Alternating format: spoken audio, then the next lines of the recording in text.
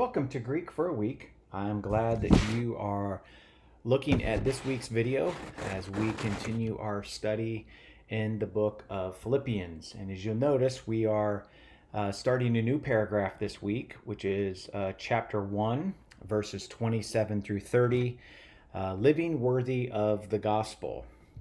So last week, I wrapped up chapter 1, really verses 12 through 26, with a diagram. I did the latter half of that paragraph, 18b through 26. So I did that last week as far as a diagram. This week, again, we're going to look at 27 and 28 of chapter 1.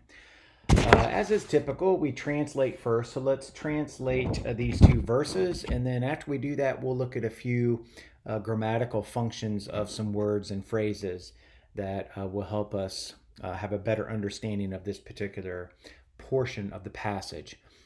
So Paul begins here. He says, only live your life in a manner worthy of the gospel of Christ, so that whether I come and see you or remain absent, I hear about you, that you stand firm in one spirit, with one soul, striving together for the faith of the gospel, and in no way being alarmed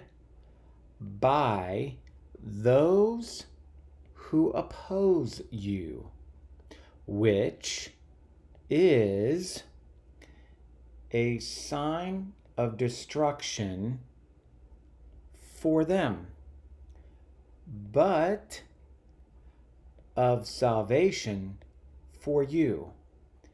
And this is from God. So a couple of verses, again, there that are quite interesting for this particular smaller paragraph. But what's also a little bit difficult in 27 through 30 is that it's really one sentence in the Greek. So I tried to make a division as best as I can, look at two verses this week, and then I'll look at two verses next week. The particular verb that's going to kind of carry the main thought through this entire paragraph is polytueste, or polytueste. Second person, plural.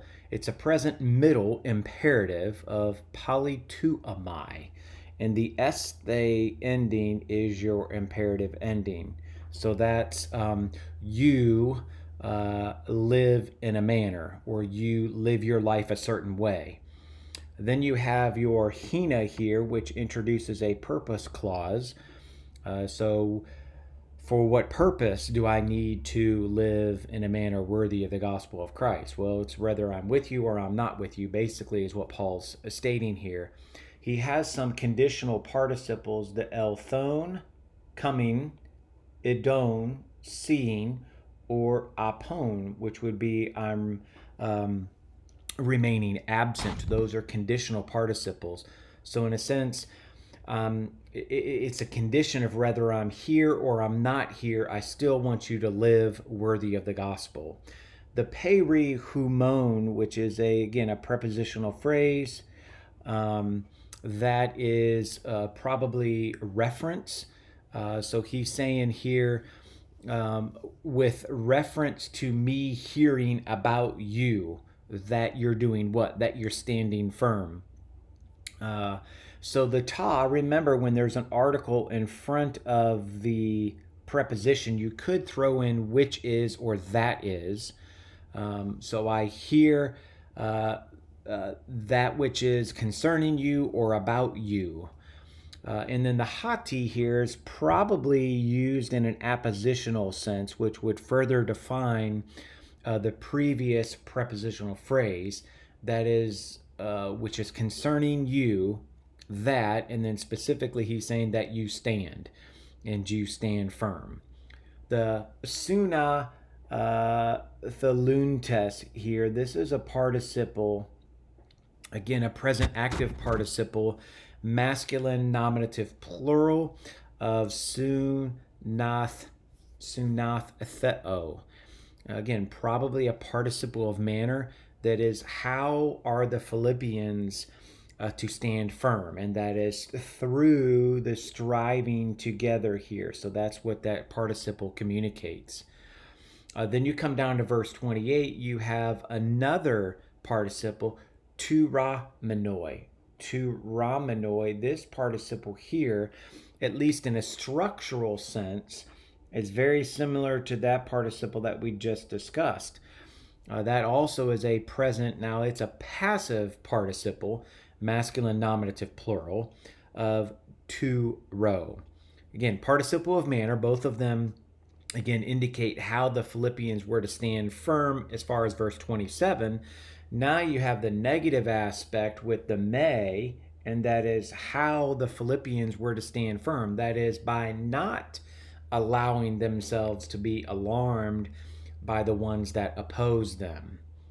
Now your hupa, tone, anti-kamenon, okay, this particular prepositional phrase, probably a prepositional phrase of agency, by the ones that oppose you. So don't be alarmed by those specific people. And then de here, again, this serves as a contrast. All right, so it serves both, again, as a contrast as well as a development of the argument.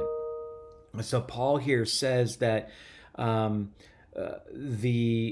is a sign of destruction for them. Here is the altois, for them, a sign of destruction here.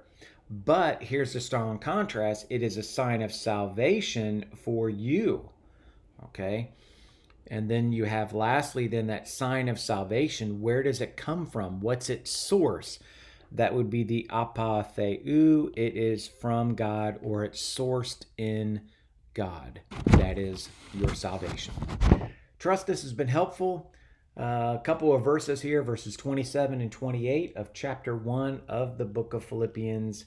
Have a great week.